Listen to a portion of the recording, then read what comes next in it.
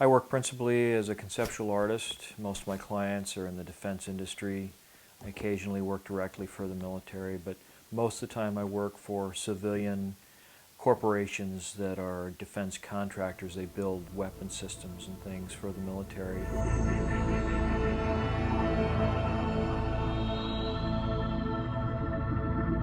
I worked for all the major defense contractors. I worked for General Dynamics, Lockheed, Northrop, McDonnell Douglas, Boeing, Rockwell International, Honeywell, Allied Signal Corporation.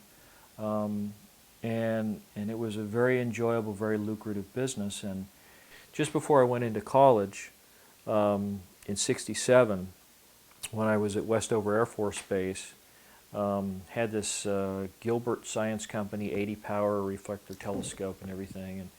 And one night before I was going to go to bed, took the dog out, to go to the bathroom and stuff. And it was in March or February of '67. And I saw this light moving across the sky, and then it just kind of stopped, and there wasn't any noise. So I took the dog back in the house, I brought out my telescope, and I watched this thing through the telescope for about 10 minutes. And then in fact, it was hovering directly over the facility where they kept the nuclear weapons, the storage facility near the alert hangars at Westover Air Force Base. And it started to move off, and it moved off slowly and kind of wandered around the sky, and then all of a sudden just poof, was gone, like it had been fired out of a gun. It was just out of sight in just a second or two. It all started coming together when I was working at Intravision, and John Ippolito talked about this interview that he'd done with a person who had, for some reason, had wound up walking up to or near a hangar at a section of a military, an Air Force base, and had seen a flying saucer in the hangar, and then he was arrested and hauled off and blindfolded and debriefed and all this sort of thing. This fellow, Mark Stambaugh, apparently, according to Roger Turner, had developed an experiment that created a kind of levitation. In some circles it's been called electrogravitic levitation or anti-gravity. And what he did was he apparently acquired a high voltage power source, DC, direct current power source, and he took a couple of 1/4 inch thick copper plates about 1 foot in diameter with a lead coming out of the middle of each one at the top and the bottom, and he basically embedded them in a type of plastic resin like polycarbonate or plexiglass or some other kind of clear resin, where you could see the plates and you could see the material. Apparently he did everything he could to get all the little air bubbles and stuff out of there so there wouldn't be any pathways for the electricity to break down the material and arc through there. And the experiment was to see how much voltage you could put on this capacitor. This is a plate capacitor in this arrangement. How much voltage can you put on this thing before the insulating material begins to just break down? Well, according to Roger, he got up to about 1,000,000 volts and the thing would begin to float. But it floated in accordance with principles that have been described in a patent that was filed back in the late 50s, early 60s by a gentleman called Thomas Townsend Brown. He and another individual by the name of Dr. Beefield, he had been a student of this Dr. Beefield, and this effect became known as the Beefield-Brown effect. Well, he apparently duplicated the experiments done by Beefield and Brown, but the one aspect that they found about this arrangement was that the levitation would always occur, or movement would occur, in the direction of the positively charged plate. So if you had two plates, one's negative, one's positive because it's a direct current system. And if you have the positive plate on top, it would move in that direction. If you had it on a pendulum, it would always swing in the direction of whatever direction the positive plate was facing. Beefield-Brown had even done some experiments in the 50s where he had put a couple of these type of capacitors on like a little pivoting point. These things would spin as you charge them. I got a call from a kid that I had known at Art Center, a fellow by the name of Brad Sorensen. And he apparently had seen the magazine, recognized my name, and contacted the art director, who gave him my phone number, and he called me up. And it turned out that he had gone to work for a design firm in the Glendale, Pasadena area of California. Ultimately wound up acquiring most of the clientele for this particular agency. In the process, had developed a sort of a business practice where he would create products, conceptual designs, and products for different clients. And the way he structured his business, he would set it up so that if he came up with some new and novel design, something that was patentable, the client would pay to have the patent secured, and then he would agree, if the patent was in his name, he would agree to license it exclusively to them and no one else, and then they would pay him royalties. So he got his clients to pay for all his patents, and then he had all these royalties coming in, and he was a millionaire before 30. And this is Brad Sorensen coming back to me, 8 years after school, and we're talking again. He's telling me all these interesting stories. And so there was an air show that was coming up out at Norton Air Force Base, which used to be an active Air Force base right on the eastern fringe of San Bernardino in Southern California. It's about 50 to 70 miles outside of Los Angeles, due east of Los Angeles, right along, or just north of Interstate 10. And I suggested that we get together and go to this air show, and I'd heard that they were going to have a flyby or a flying demonstration by the SR-71 Blackbird, and he seemed to know a lot about that, so I said, well, let's do that. Well, it turned out the last minute the magazine Popular Science came back again and said that they had some really, really crazy deadline for another illustration. They wanted to know if I could do it over the weekend, have it finished by the following Monday or Tuesday. So I had to beg off on this air show. But Brad had already made arrangements to go by himself, and he was going to meet me there, but he was going to bring one of his clients with him. And it turned out that this client was a tall, thin, white-haired man with glasses with an Italian-sounding last name, and was already a millionaire in his own right. He was in civilian life again after having been either a Secretary of Defense or an Undersecretary of Defense. But Brad wanted me to meet this gentleman. And if I'd known this at the time, I probably would have told the magazine to wait, because I had no idea at that point what I was going to be missing out on. And believe me, I've kicked myself ever since, because the following week, after Brad got back home and called me up and told me about the air show, he told me about what he had seen there. And apparently right about the time that the Air Force Flying Demonstration Team, the Thunderbirds, were planning to begin their show, this gentleman that Brad was with said, "Follow me," and they go walking down to the other end of the airfield, away from where the crowds were, to this huge hangar. It's at Norton Air Force Base. I don't remember the building number, but it's got to be one of the largest hangars in the Air Force inventory. In fact, on the base, it was called the Big Hangar. It looks like 4 giant Quonset hut-styled hangars that are all connected in the middle with shops and work areas out around the edges, and there's sort of a divider in the middle. But they can work on several of these C-5s in these hangars all at the same time. They can just drive them right in underneath the roof with their tail sticking out, the doors, and work on them inside, away from the weather and the heat. So this gentleman took Brad down there, and there was a cordon of military police around the hangar, and he walked up to one and he said, "What do you want? Why are you here?" And he says, "I'm here to talk to the guy who's running the show."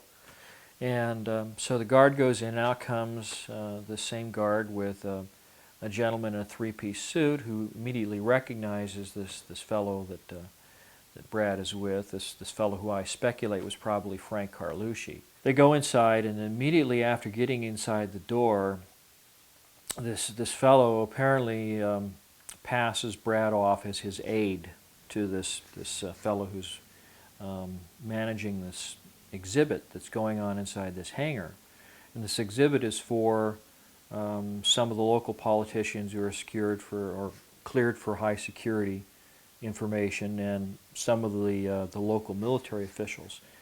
Now, it just so happens that at that very same time, I had a really good relationship with the Air Force Art Program and the Public Affairs Office for the Air Force in Los Angeles. The fellow who headed up that office at the time was a colonel by the name of Thomas Hornung. It's Hornung. I believe he's retired now in Florida somewhere. But he was a short fellow. I think he was probably about 5'5".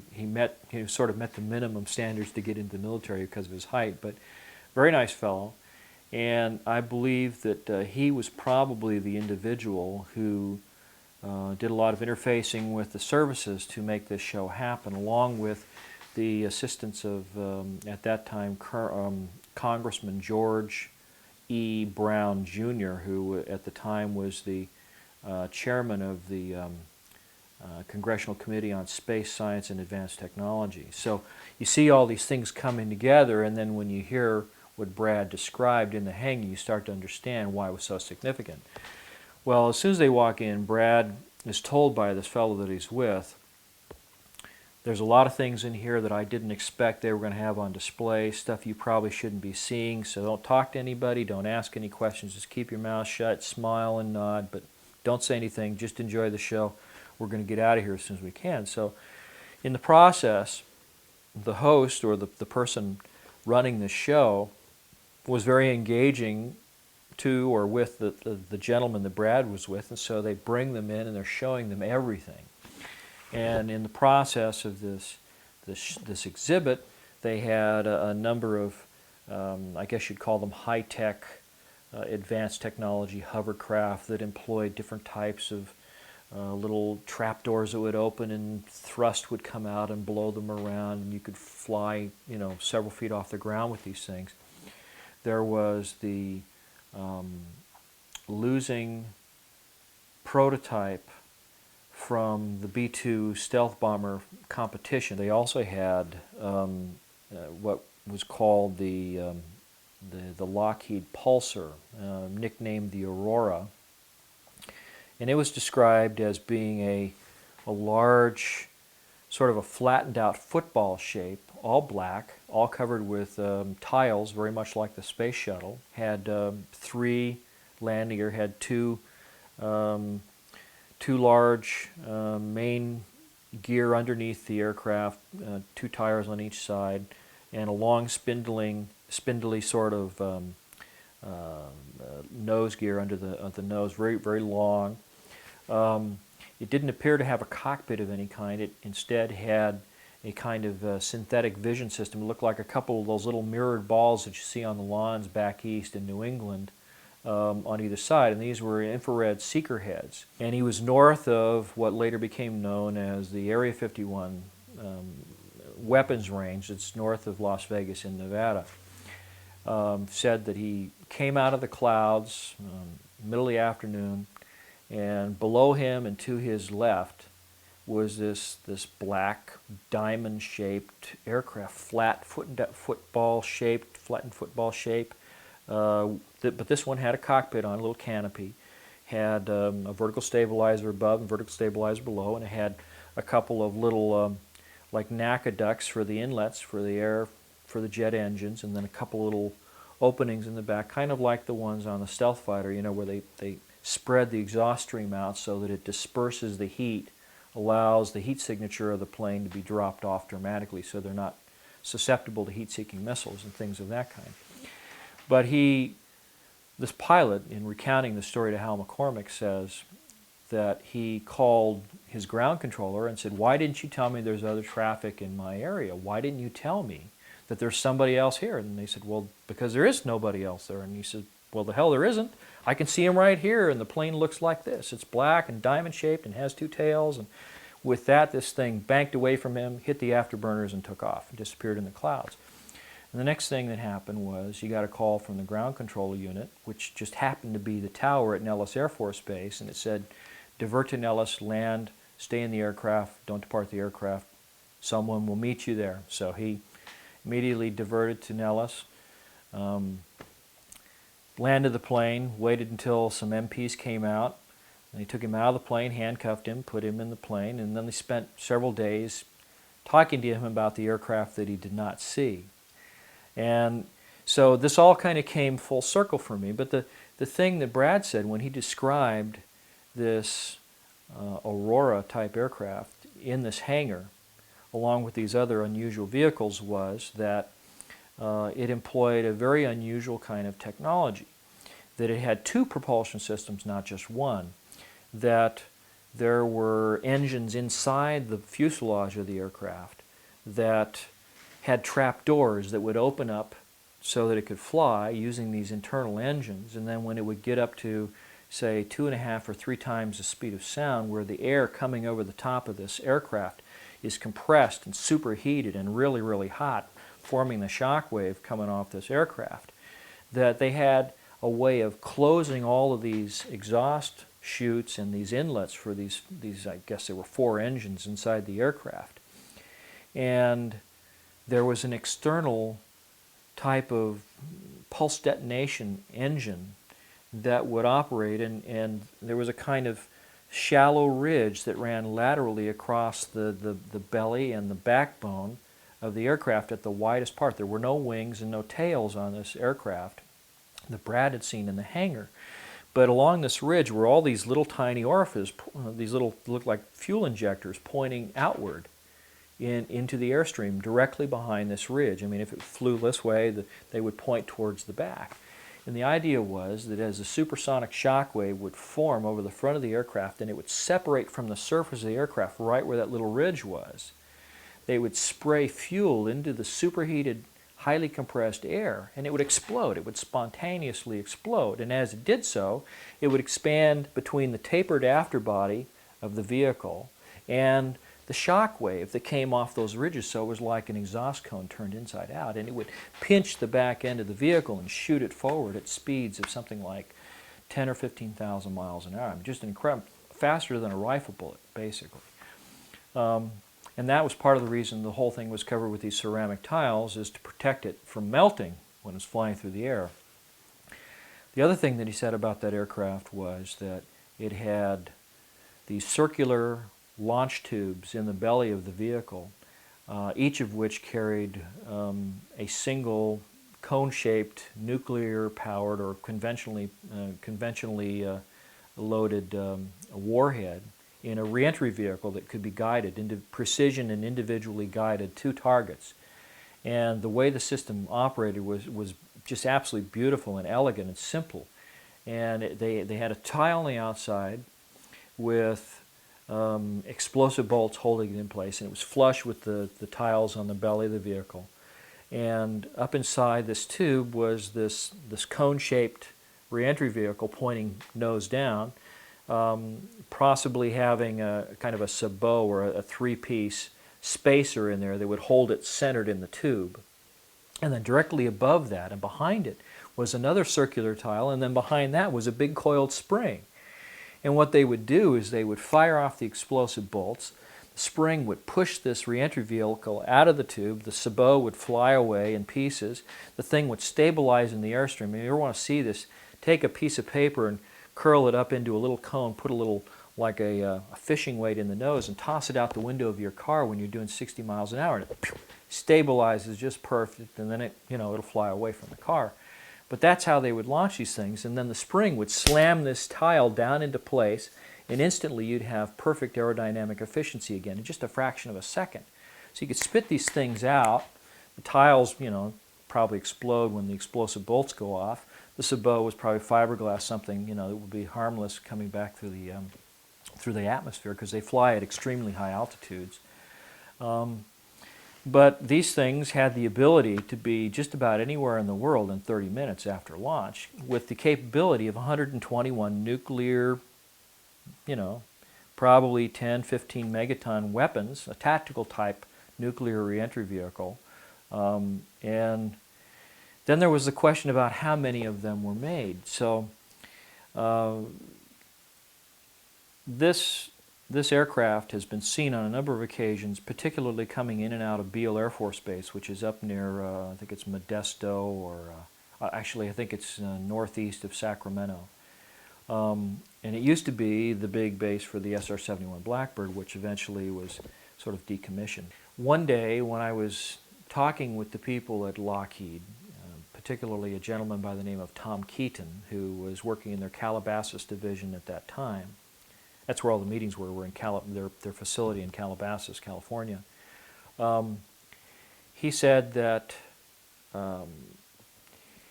they were developing this artwork as a new version of an existing aircraft.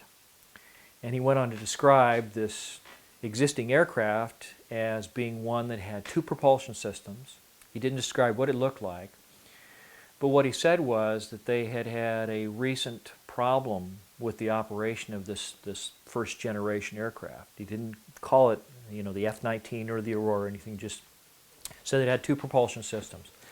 But he said that the pilot was going to land at a facility north of Nellis Air Force Base in the desert, that the weather apparently was bad. He was going to divert to Edwards, and then he had a problem transitioning from one kind of propulsion system to the other.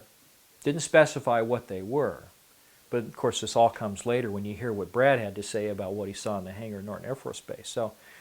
But he said, Thomas Keaton said, that the aircraft had to fly out over the Pacific, and because it was flying so fast, he had to make a big sweeping arc while he sorted out this problem, transitioning from one propulsion system to the other.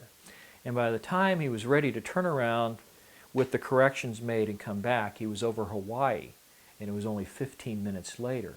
Well, it's 3,000 miles from the coast of California to Hawaii. 15 minutes, that means he was doing 12,000 miles an hour, at least, to make that distance in that amount of time.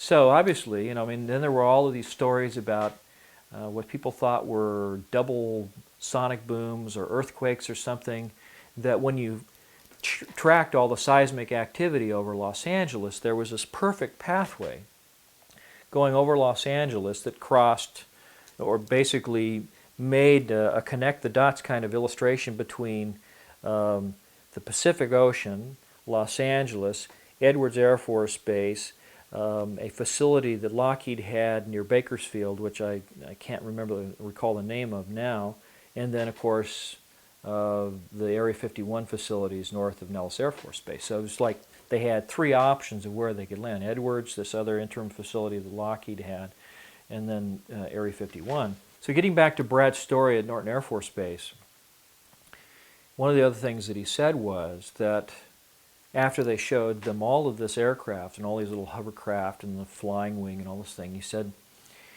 they had a big black curtain that divided the hangar into two different areas, and that behind these curtains was another big area, and inside this area they had you know, all the lights turned off, and they go in, they turn the lights on, and here are three flying saucers floating off the floor. No cables suspended from the ceiling holding them up, no landing gear underneath, just floating, hovering above the floor.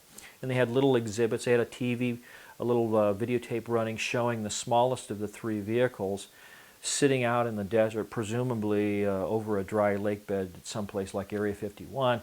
And it showed this vehicle making three little quick hopping motions like that, and then accelerating straight up and out of sight until you couldn't see it, and completely disappearing from view in just a couple of seconds. I mean, just boom, no sound, no sonic boom, nothing.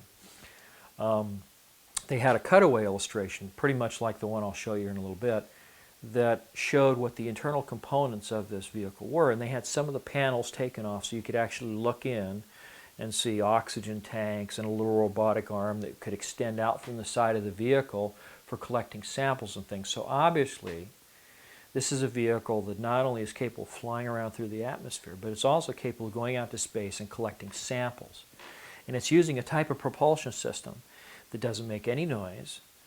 As far as he could see, it had no moving parts, and Didn't have any exhaust gases or fuel to be expended. It was just there, hovering. So he listened intently and collected as much information as he could, and when he came back, he told me how he'd seen these 3 flying saucers in this hangar at Norton Air Force Base. And on November 12th, 1988, it was a Saturday, and he said that the smallest was somewhat bell-shaped. They were all identical in shape and proportion, except that there were 3 different sizes. The smallest, at its widest part, flat on the bottom, somewhat bell-shaped, had a dome or like a half of a sphere on top, and then a little ledge around that, and then sloping sides like a skirt, and then the flat bottom. And the sides were sloping at about I'd say about a 35-degree angle from pure vertical. And the panels that were around that skirt were what had been removed so that he could see, these big oxygen tanks inside. And he was very specific in describing the oxygen tanks as being about 16 to 18 inches in diameter, about 6 feet long, and they were all radially oriented like the spokes of the wheel. But this dome that was visible on the top was actually the upper half of a big sphere-shaped crew compartment that was in the middle of the vehicle. And around the middle of this vehicle, this ledge that was perceived when you could just see the outside of this vehicle, was actually a large plastic casting that had this big set of copper coils in it. He said it was about 18 inches wide at the top, about 8 to 9 inches thick, had I don't know, maybe 15 to 20 stacked layers of copper coils inside of it. And then the bottom of the vehicle was about maybe 11 or 12 inches thick. And in both cases, the coil and this large disc at the bottom were like a big plastic casting, sort of a greenish blue clear plastic, or even maybe it might have been glass. And embedded in the plastic were the coils in the section that was above, the ring that was above, around the spherical-shaped crew compartment. But then down below were these copper plates, and they were divided up into 40, well, later I determined, using my conceptual artist skills, determined there were exactly 48 sections, like thin slices of pizza pie, and each section within this casting, one big piece casting, 24 feet in diameter, probably weighed 4 or 5 tons, easy. Judging by the thickness and the diameter, it must have been monstrous in weight. Full of half-inch thick copper plates.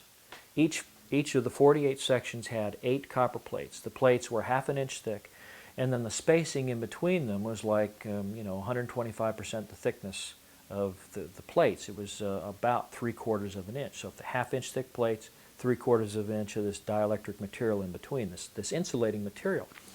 So here we are, back to the plate capacitors again, and the prospect of someone finding a way to use the B-field-Brown effect, this levitation effect where you charge a capacitor, it lifts towards the positive plates. Now when you got 8 plates stacked up in there, they alternate. It goes negative, positive, negative, positive, negative, 4 times. So you ultimately wind up with the positive plates always being above a set of negative plates, as you go up. The interesting thing about it was the outer edge of this disc that supported the capacitor. It was milled off at the same 35-degree angle as the rest of the vehicle, as was the edge of this ring that supported the coils.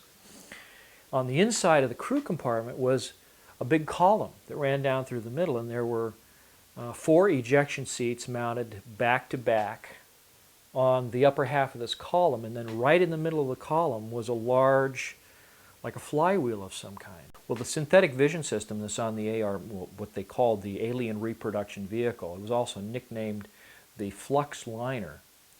This anti-gravity propulsion system, this flying saucer, one of 3 that were in this hangar at Norton Air Force Base.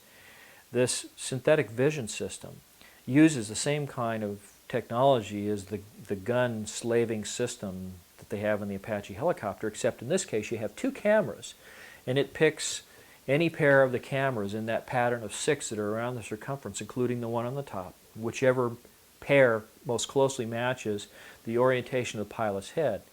So if he wants to look behind him, he can pick a view in that direction. The cameras slew in pairs, and he has a little screen in front of his helmet, and it gives him an alternating view. He has like a little set of glasses that he wears, and in fact, you can actually buy a 3D viewing system for your video camera now that does this same thing. And what it does is it uses a beam splitter, which sends part of light one way and then part of it at a right angle and offsets it by about 6 inches. And then it has an electronic shutter in there that uses these like a liquid crystal type material that darkens and becomes transparent at intervals of about 1/60th of a second or 1/30th of a second. And so the cameras, as they're looking around, are giving him a right-left view. And the goggles, the things that he's wearing, he has 2 little projection screens inside his helmet, and they both project, well, 2 cameras, but 1 projection screen. And the glasses have that special blocking device that allows one eye to see and then the other eye to see, and at the same time the cameras are projecting right view, left view, right view, left view, but they're doing it at like 30 frames a second. And so when he looks around, he has a perfect 3D view of the outside, but no windows.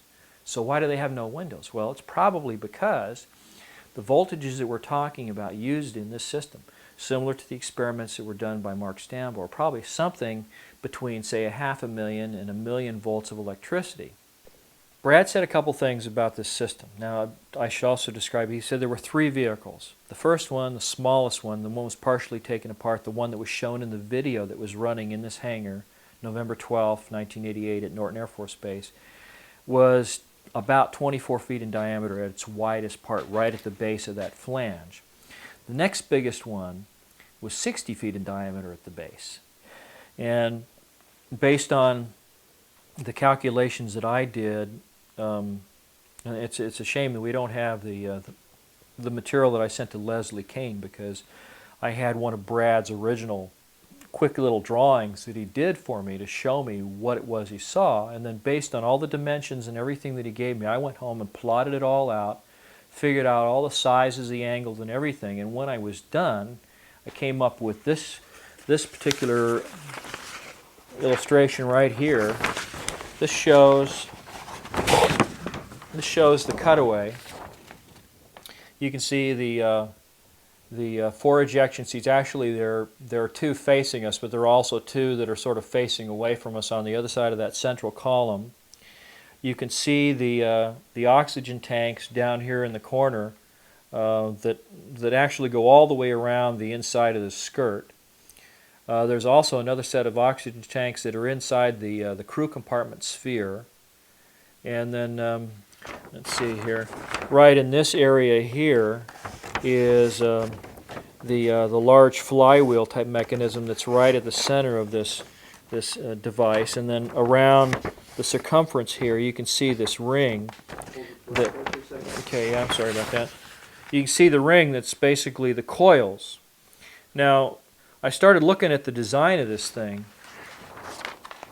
and it occurred to me that what I was looking at there was a huge Tesla coil, which is kind of like an open-air transformer. You take a large diameter coil with a few heavy, large diameter windings of copper coil.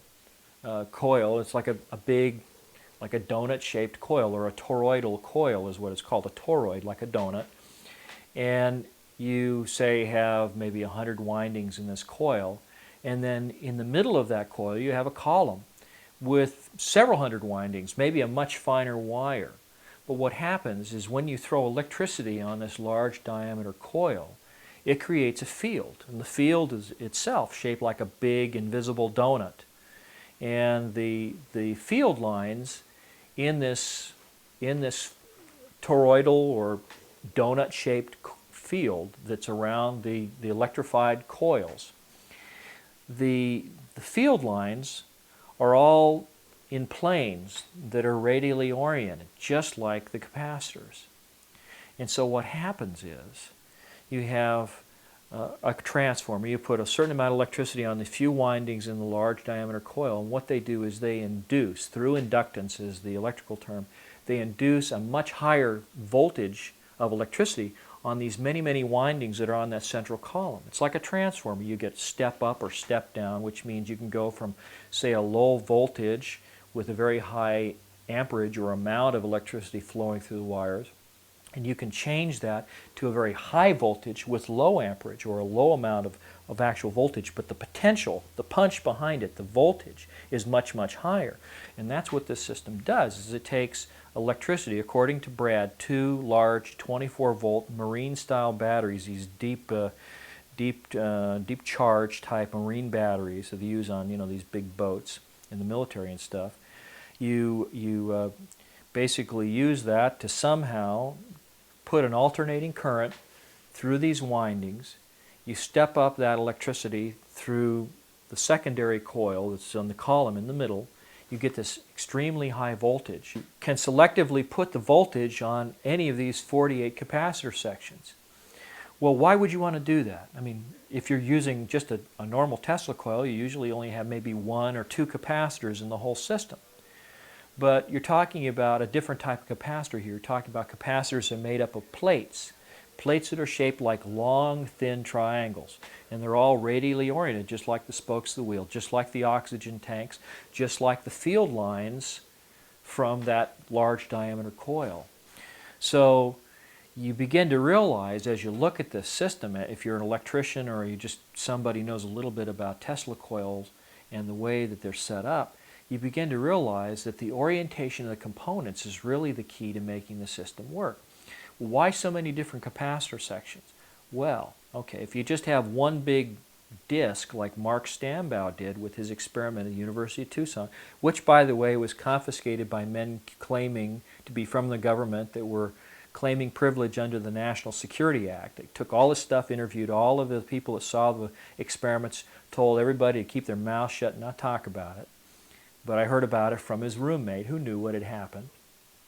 But in that case, you just get levitation, but you don't get any control. You have this thing floating around, and it's just sort of floating on, you know, whatever this field is that it's producing. But you don't have any control. So what happens? You break that disc up into 48 individual sections, and then you can decide how much electricity you want to put on this side or over there on that side. And so you control the amount of electricity, the amount of thrust and vectoring that you get. You can make the thing roll around like a coin about to come to stop after you flick it onto a desk. You can make it go straight up. You can make it bank and turn, yaw, pitch, whatever you want to, by virtue of the fact that you can control where the electricity goes in those 48 different sections. And if you ever take a circle and you divide it up into 48 equal sections, you'll find that those are really thin little slices. I mean, they're like maybe 1/10 or 1/12 of the kind of typical wedge you get when somebody slices you a piece of pie, a pizza, you know, or something. But anyway, so you have this capacitor, or these 48 individual capacitors, and you have one big Tesla coil. So you've got to have some kind of a rotating spark gap, just like the distributor in your car that sends the electricity out to each of those sections, and then you have to have some way of controlling how much electricity goes to each one. So, but the system explains itself in a way, because you've got 4 sets, 4 pairs of plates, you know, 4 sets of 1 positive, 1 negative, times 48 sections. So what do? You have your spark gap set up so that if you want to have only a little bit of electricity on this one particular capacitor module, you only charge 2 of the plates in the stack. You want a little bit more on the one next to it, you charge 4. You want a watt, you charge 6. And if you want the maximum thrust from that one particular module, you charge all 8. So that's how they can control it subtly.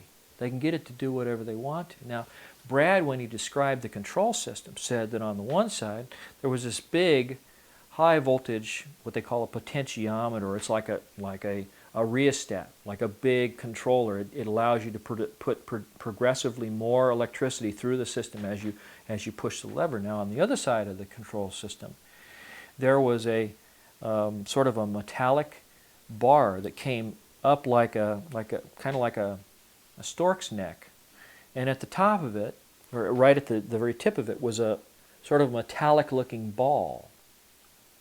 Well, attached to that ball was a kind of a bowl that seemed to just hang off the bottom of that ball. It just almost like it was magnetically attached to it.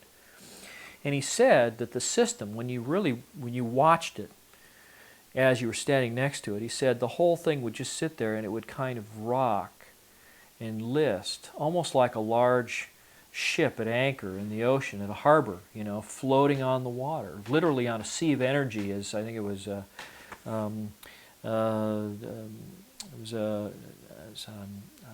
Dr. Morey did experiments with different kinds of energy, something that may have been scalar energy up in Utah back in the 20s or the 30s, I believe it was. But he wrote a book called The Sea of Energy, and he describes this type of energy. And Brad said that when this thing was moving around, that the system wasn't energized to its full strength, and so components inside of the ship were still subject to some influence by gravity. And he says as it would start to list in one direction, that bowl, because of the influence of gravity, would swing in the same direction. As it started to tilt, it would slide over, and it would power up the system on that side, and it would bring it back to a righted position all by itself, completely unmanned. It would sit there and it would correct itself just while it was sitting there. Well, not too long ago, about 2 years ago, I came across an article in, I think it was NASA's publication called Tech Briefs. And in this system, in this article, in this one of these issues, I found a system that had been designed and patented by a couple of scientists working at Caltech in Pasadena under contract with, I believe it was a Jet Propulsion Laboratory in NASA. And they had developed a whole computerized network of sensors and systems and computers that was all linked fiber optically. Well, why would that make any difference? Why would you want to have a system that's all linked fiber optically? And the reason is that if you find a way to control gravity and maybe reduce the mass of a vehicle, the very thing that makes it float, if you find a way to reduce the mass of the vehicle and propel it at ungodly speeds, like in the video where Brad said it hopped 3 times and then pew, took off like a shot, if you're able to do that, then what are the other side benefits of that? If you've somehow found a way of tapping into this scalar field, this zero-point energy. If what the scientists believe is true, that the zero-point energy is actually what keeps the electrons around the atomic structure of everything in our universe, so it keeps them energized, it keeps those little electrons spinning in their different clouds around the nucleus of every atom in our world, keeps them going, keeps them from crashing into the nucleus like a satellite orbiting the Earth that gets pulled into the atmosphere by gravitational drag. Well, if you have a way of interfering with that interaction, that absorption of zero-point energy by those electrons, then they begin to slow down. And every atom in the universe is just like a little gyroscope. It's got all these electrons spinning around the nucleus, and they have kind of a gyroscopic effect, which is the effect we called inertia and mass. You have one nucleus with a proton, a neutron, and one electron, hydrogen, spinning around like that. No, not very much mass, not too much inertia. But you take uranium-235 with 235 electrons all spinning around in their different clouds. There's a lot of mass there, a lot of inertia. It's because it's like a bigger gyroscope in a way. I mean, that's the analogy that I've kind of picked up here. But if you have a way of interfering with that absorption of zero-point energy so those electrons become de-energized, they begin to slow down, the effect of that inertia, that gyroscopic effect, begins to drop off, and the mass drops off too. Even though the atomic structure is intact, even though it's still there, it's still uranium, but it's not as heavy. One of the things that Einstein said was that you could never accelerate anything up to and past the speed of light, because if you did so, you would have to have all the energy in the universe, because as you accelerate through space, mass increases. And one of the old films showing this concept shows a train going faster and faster towards the speed of light, but the train keeps getting bigger and bigger and longer until the engine just can't pull it, so it can't ever pass the speed of light. But what if you have a system, a device that absorbs that zero-point energy and prevents it from interacting with the atomic structure of your vehicle, and at the same time is providing additional power to the capacitor section, this whole electrical system that's going on in the vehicle that's running. what happens is that as you go faster, as you accelerate, all of that added energy, which would keep those electrons spinning faster and faster and increasing the mass like Einstein described, that same energy would be converted into thrust. But it's not allowed, it's not being channeled in a way that allows it to interact with the atomic structure of the vehicle and make it get heavier and more massive, have more inertia. So the faster you go, literally, the faster you are able to go, because you're tapping all that energy which would otherwise increase your mass, just like Einstein said. So in effect, the faster you go, the easier it becomes to go up to and exceed the speed of light. Now, Brad said that in this exhibit at Norton Air Force Base that a 3-star general said that these vehicles were capable of doing light speed or better. Oh, by the way, and the largest of the 3 vehicles was about 120 to 130 feet in diameter. I mean, that's massive when you think about it. It's just huge. There's a scientist in Utah by the name of Maury B. King. He's written a book called Tapping the Zero-Point Energy, and what he maintains is that this energy is embedded in space-time all around us. It's in everything we see. I think it was, I don't know, was it James Clerk Maxwell speculated that there's enough of this flux, this electrical charge in the nothingness of space, that if you could capture all the energy that was embedded in just a cubic yard of space, that you'd have enough energy to boil the oceans of the entire world. That's how much energy is sitting there waiting to be tapped. Now, one of the things that Maury B. King said was that the best way to tap that energy is by driving it out of equilibrium. It's just like a bunch of cigarette smoke in a box. But if you somehow send a shock wave through it, you can get a force. You can get ripples through it. And then if you have a way of collecting that energy at the other end, you have a way of tapping into it and using it. Now, one of the ways that they believe you can actually demonstrate the existence of this force is something called the Casimir effect. This is something that was discovered years ago. I mean, it was probably just before the turn of the century, before 1899 to 1900. And it was described as an experiment where a scientist took a couple of heavy steel plates, suspended them on tracks with the faces parallel. And his thinking was that if there's this omnidirectional, omnipresent force that's all around us, it's acting on us from all sides, we can't feel anything because it's in equilibrium. But if you create an environment where it becomes channeled in a way, you put 2 big pieces of steel together like this where their faces become closer and closer, that energy can't get into that little gap in between, but it's pushing on the outer surfaces from all directions. So what happens? You get those 2 plates close enough together, and they slam together very, very hard, and they release all kinds of heat in the process. Now, there are a number of scientists that said, well, if you could have some kind of a foliated charge collector that had all these plates stacked up, just a few millimeters apart, and get them all to slam together at the same time, you could somehow tap that energy. But apparently, this system here, this alien reproduction vehicle, this FLUXLINER, has a way of doing that somehow electronically. Now, Brad had described the fact that this central column has a kind of vacuum chamber in it. And the vacuum chamber is one of the things that you hear all these scientists who describe these over-unity or free energy devices they build. They all have some kind of vacuum tubes, vacuum technology. Even the Philadelphia experiment, where they supposedly made a whole battleship disappear, used tons and tons of vacuum tubes, the real big ones they used to have back in the 40s.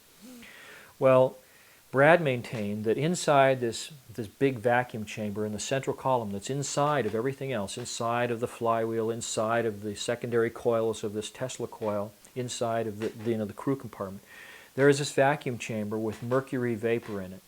Now, mercury vapor, metallic mercury, when it becomes a vapor, is what they call a noble gas. It will conduct electricity, but it produces all kinds of ionic effects. These little molecules of mercury become charged in unusual ways, and if you fire a tremendous amount of electricity through mercury vapor that's in a partial vacuum, there's something special, something unusual that happens in that process. And I believe it's the process that Maury King described when he said driving the energy in the vacuum out of equilibrium, putting some kind of a shock wave through it, sending a big electrical charge through there, like like one of those plasma spheres. You see, you touch them and little lightning bolts come over and touch the side where you touch it with your fingers and stuff. The same kind of thing, but in a very controlled, very directional kind of way. Now, the other thing that I believe happens here is that as this system begins to tap into this zero-point energy and is drawing it away from the local environment, the whole craft becomes lighter in weight. It becomes partially mass canceled, if you will, which is one of the reasons why just a little bit of energy on the capacitors can shoot it all over the place. Now, I talked about this article in Tech Briefs where they were developing a whole system that was all linked by fiber optics that allows you to evaluate and control computers and different systems. Well, one of the things that I believe that happens is when you take a system like this and you fire it up and everything in the system starts to become mass canceled, the next thing that happens is that the electrons that are flowing through the system also become mass canceled. And what does that mean? It means that as that system and all the electrons flowing through that big Tesla coil become mass canceled, it also becomes the perfect superconductor, which means the efficiency of the system goes right through the ceiling. So you get dramatic efficiency, just like the whole thing was dunked into liquid nitrogen or made out of pure silver or pure gold, which at certain temperatures are perfect conductors.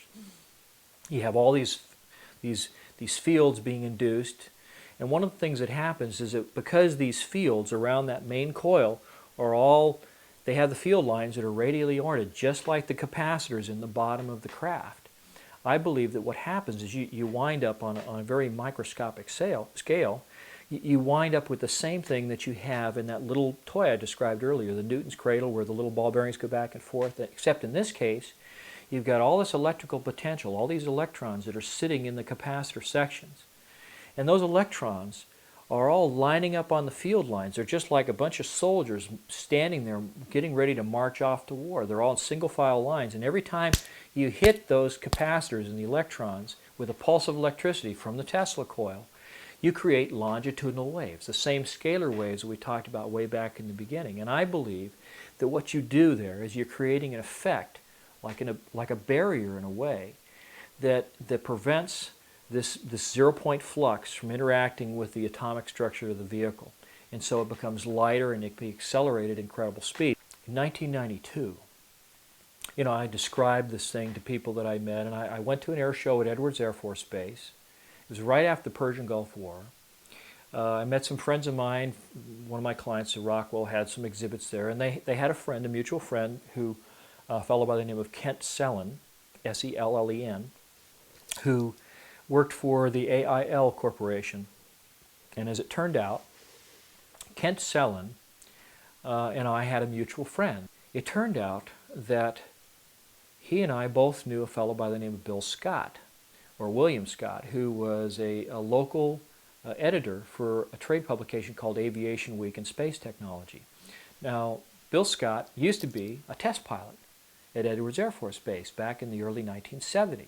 And Kent Sellen had been a crew chief working on the plane that Bill Scott flew.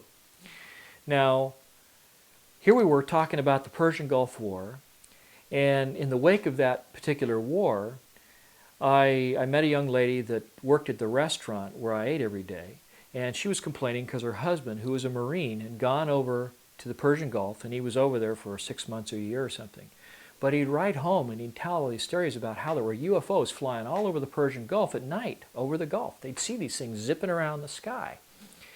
So I was talking to Kent Sellen about this fellow and describing these things that he had seen when he was a Marine on one of these ships in the Persian Gulf.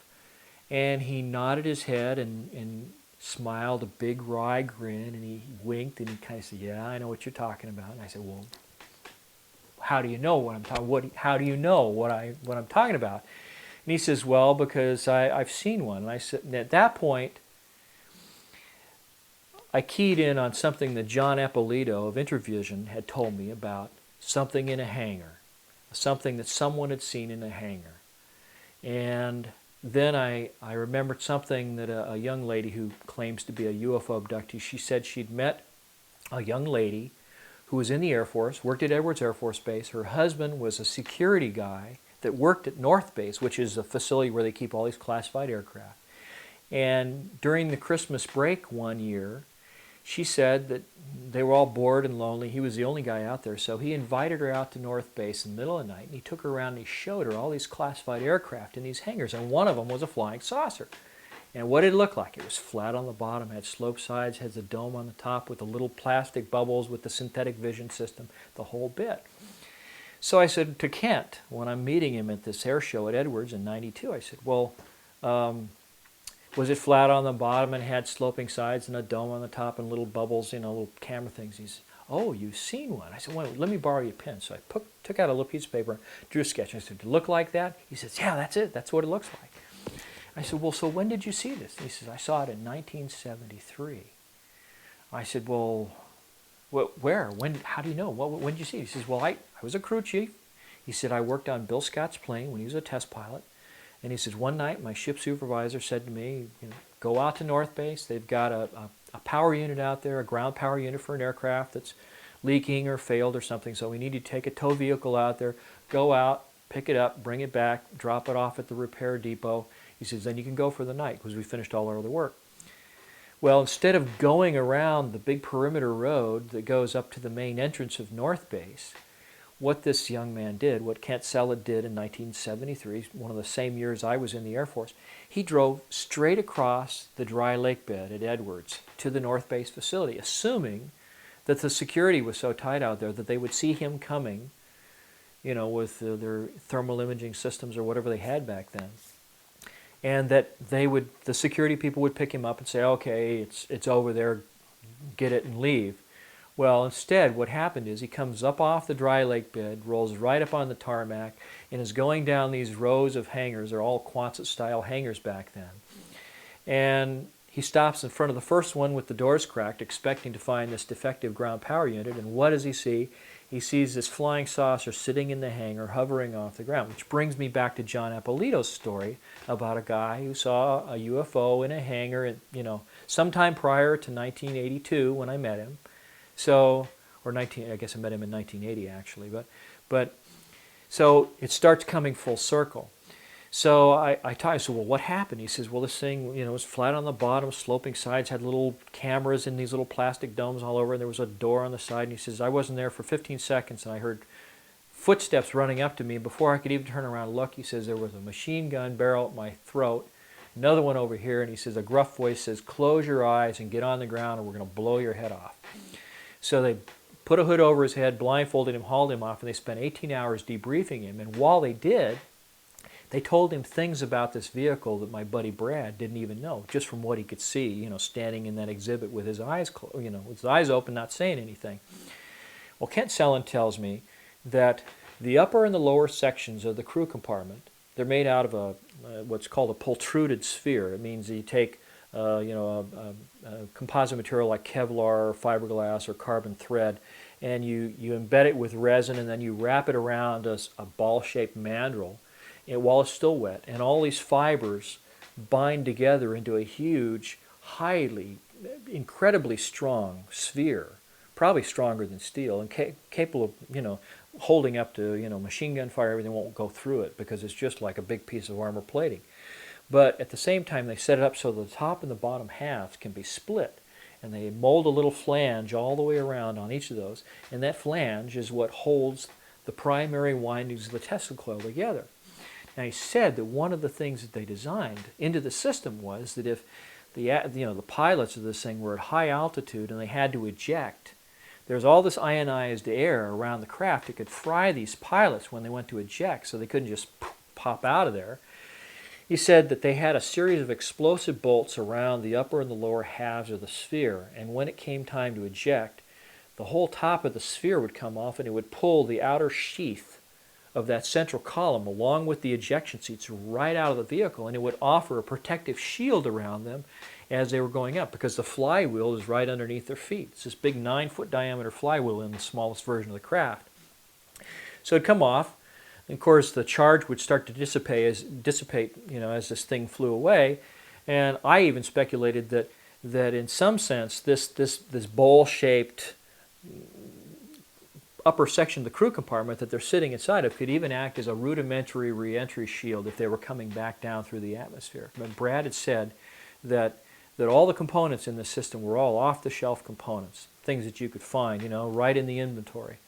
But they have their own oxygen supply, and he says they eject once they get below 15,000 feet, and the individual seats come down off this central column on a set of rails, just like little railroad cars. They come off one by one, and pew, the parachutes come out, and away they go. I looked at all this information that I got from Brad. I saw, you know, realized there's a mechanical arm that can extend out from, you know, these little trap doors that open up on the side of the vehicle. It's obvious that these things are capable of space travel. And then I remembered something that he even denies telling me now, but 10, 15 years ago when I was first talking to Tom Bearden, one of the first things that he ever told me when I was talking about scalar effects and, you know, what it was and what it does and how does it work and are the Soviets weaponizing this technology, all these things that he was speculating about, one of the things that he said, just off the top of his head, probably didn't even realize the significance of it at the time, and he since has denied saying it. One of the things that he said was, have you ever wondered why the NASA budget has been cut back so severely? Well, it's because they've got all this other technology that is so much better, so much faster. I mean, light speed or better, come on. So much better than rocket-propelled spaceships that take months, sometimes years, to get to the outer reaches of the solar system. Why would you put millions and millions of dollars in, I mean, what, a public works program for scientists? Why invest all that money when you have this system, classified system that's used exclusively, like probably by the National Security Agency, the CIA, or Air Force Intelligence or something, but it'll go anywhere in the solar system in hours compared to months or years. Why spend all that money on NASA when you've got something that'll go there right now? Right now. So when people speculate that there may be a manned base on the backside of the moon, or there might be bases on Mars, I can tell you that I am almost positive that that's true. In fact, I am positive that it's true. He says, well, I work at the B-2 bomber facility out at Plant 42 in Palmdale in Lancaster. And so I've had a tour of that through the Air Force Public Affairs Office. I got a tour of that whole facility. I know right where that is. I've been there. He says, well, then you also probably know that catty corner across from the big production facility for the B-2 bomber, down at the southwest corner of the field is the Lockheed Skunk Works, that huge complex down there. I said, yeah, I know exactly where that is. He says, well, a year ago, this would have been the summer of 1992, he said, after they passed this legislation that said you can't smoke indoors anymore in any government-sponsored building, this kind of thing. He says, I was outside about 10:30 at night because I worked a late shift, and he said, smoking a cigarette. And he said, I noticed that the sheriff's deputies were blocking off all of the streets surrounding Plant 42. And when they do that, and I've since confirmed that they do that because I got a ticket coming out of that same facility doing some work for Rockwell a year and a half later. But the sheriff's deputies confirmed that, yes, in fact, when any time there's a classified aircraft that's coming into land or is departing from Plant 42, they block off civilian traffic and all the surrounding streets so they don't see any of the classified stuff. So he says, I noticed all the streets being blocked off. He says, I can see the red and blue lights around the perimeter of the base. And he said, then I noticed that all of these big mercury vapor lamps that are around the edge of the roof for the Lockheed Skunk Works all are extinguished. And he said the big bypass doors in front of this huge hangar, it must be like between 250,000 and 500,000 square feet. It's a mammoth hangar, probably 12-story tall ceilings, just huge building. The doors are open, and sitting out in front of this hangar is this circular formation of these vehicles, but they're really weird vehicles. They're like these little, it's like a little tractor with a turret on it, and the turret has a big mechanical arm with a basket on the end of it. It's the kind of thing that these electrical linemen use to work on these high tension power lines and stuff. But the baskets are all up in the air, and strung from each one of them in this big circle is this big black curtain that comes down, and there's sort of a rope that ties them all together, and they're in a circle. And he said that that particular night was a very smoggy summer evening in 1992. And he said in Palmdale, it gets so smoggy up there that the city lights make the sky glow a sort of a dull orange. And he said, I looked up above this circle of vehicle, and up above them at about 500 feet was this big, black, lens-shaped flying saucer just sitting there above the vehicles. And out of the midst of this group of vehicles, A man comes out with a big blue-green handheld flashlight, shines it up the vehicle, flashes it 3 times. He said there are 3 blue-green lights underneath the vehicle, and they flash at him 3 times. And then this thing lowers down into this cluster of vehicles. The arms all extend out over the center, cover it all up, and then they all trundle into the hangar. The doors close, the lights come on, the sheriffs leave. Well, he said he smoked a lot of cigarettes for the next week after that, waiting to see something else. And a week later, his patience was rewarded. And he said that the whole process reversed itself. He says the lights go out, the doors open, this cluster of vehicles come out, the arms all stand up like this. And he said after a while, he said this thing silently raises up to about 500 feet above the vehicles. The guy comes out with the flashlight, flashes 3 times, it flashes its lights at him 3 times. And then, he said, this thing took off, covered the entire length of the runway, which is right next to the B-2 facility, went past him and disappeared into the dark in under 2 seconds. And he did it, this vehicle did it without any noise, without any supersonic shock wave, no sonic boom, nothing, just pew, like it had been fired from a cannon. He says, it changed my life.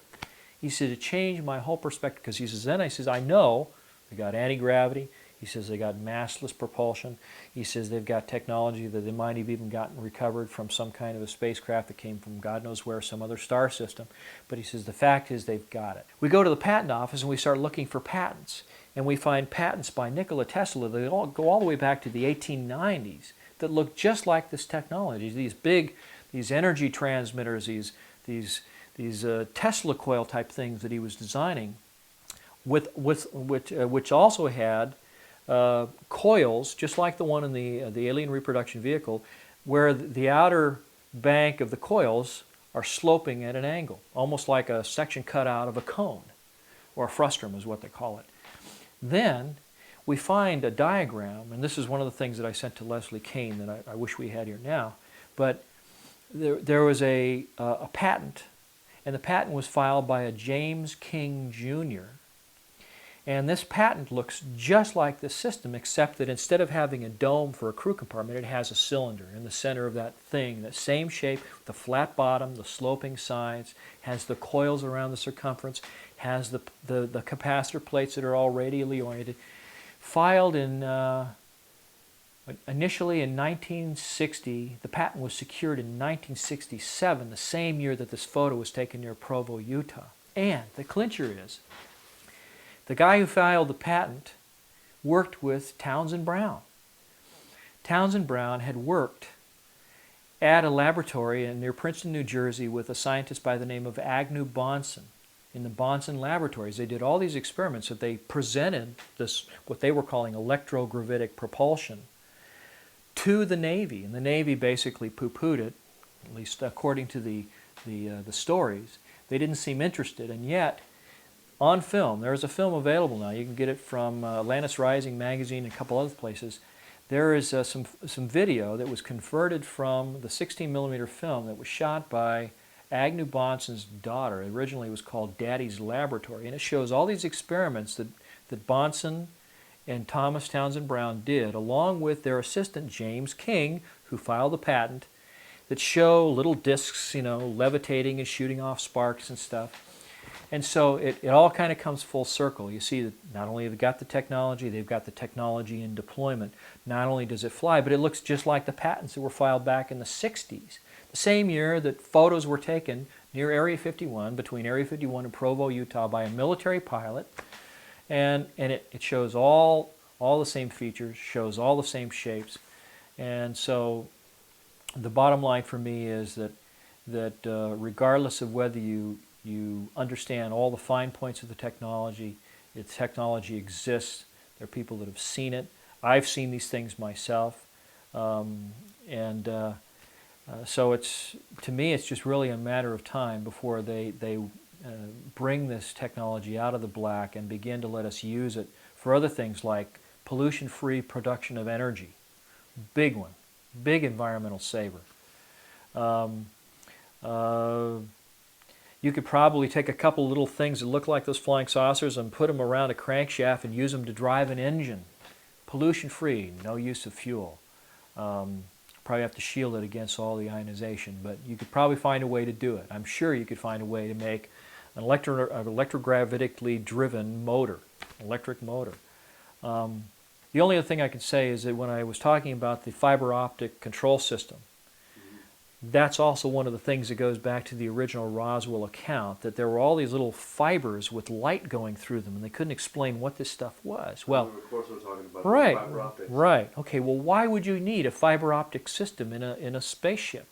Well, okay, if suddenly everything in the vehicle suddenly becomes mass canceled, and even the electrons become mass canceled, it means that all of the telemetry that's going through your system is going to go out of haywire. It's going to be like suddenly the system goes through a phase change and everything's superconducting.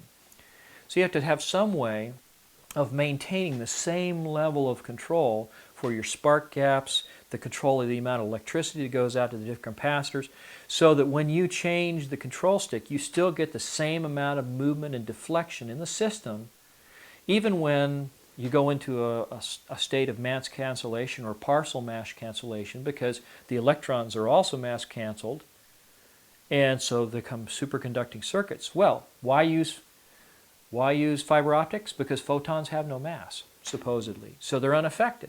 So it means that any information, any telemetry that you send back and forth to your computer, it doesn't matter if the computer functions at a superconducting level, because it just makes it faster, more efficient, smarter. But you want to be able to control the aircraft so it doesn't crash. What's the best way to do it with fiber optics? He specifically said this was a waste of taxpayers' money to have covert operations that have developed advanced technologies in this energy or propulsion area, and then NASA is also getting tax dollars to do the same thing all over again. The parallel development, he felt, was a waste of taxpayers' money. I've seen other senators say the same thing. In fact, that particular senator requested information from the president about such covert operations.